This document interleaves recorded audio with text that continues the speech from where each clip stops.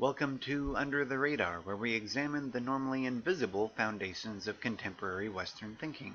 I'm Kirk Powell. Beauty is the subject of this episode. There are a lot of layers to the question of beauty, and many of them are not fully conscious. We don't consciously evaluate a list of criteria for beauty. It tends to be almost instinctual. Yet it cannot properly be instinctual since standards of beauty differ so widely among the world's cultures.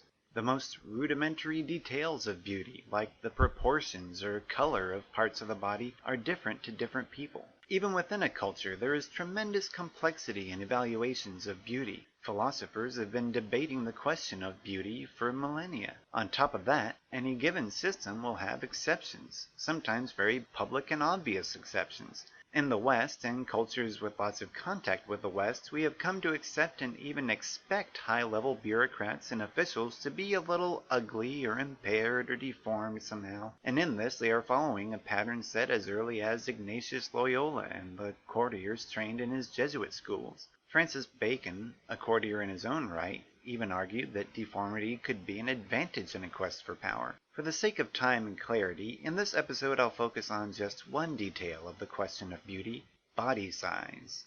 Industrialized cultures, as most Western cultures are, tend to conceive of slim bodies as beautiful. Non-industrialized cultures do the reverse. They value large bodies. But why is this? How can two groups of people reach such polar opposite conclusions about something so simple? It's clearly not a natural or ethnic phenomenon, since some cultures are making the transition from one standard to the other before our eyes. A likely explanation is that our standards of beauty simulate economic prosperity. In agrarian societies, wealth means that you don't have to work so hard. You can sit around and eat and let others do the hard labor. In industrial societies, wealth means you can get out of the workplace and move around. In short, we are attracted to people we deem to be wealthy. This is not surprising. If you were asked, you could probably give that answer, though you are not likely to think of it that way on a daily basis. We've reached a subconscious level, but not the unconscious core.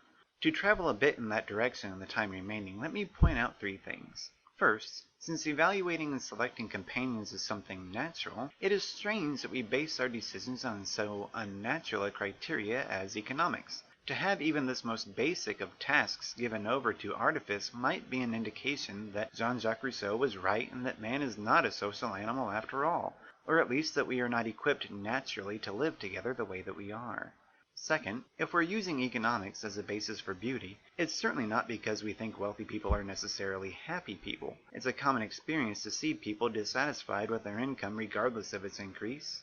Our tabloids are full of the wrecked lives of the rich and powerful. And if we will look inwardly, we will see that increased income is typically followed by a rise in expectations, such that our means and our desires never quite meet. Finally, we've seen that changes to the economy may result in changes in our aesthetic preferences, and there's no reason to believe that our attraction to slim bodies is an exception to that. As it stands now, we are attracted to thin bodies because we associate largeness with laziness and poverty, and slimness with effort and wealth. But who knows? Perhaps in the low-fat, low-sugar future already on our horizon, large bodies will become difficult to maintain and once again come back into fashion as tokens of prosperity. That's all for this episode. Next time we deal with education, and specifically its connectedness with employment. Thanks for watching, and see you next time.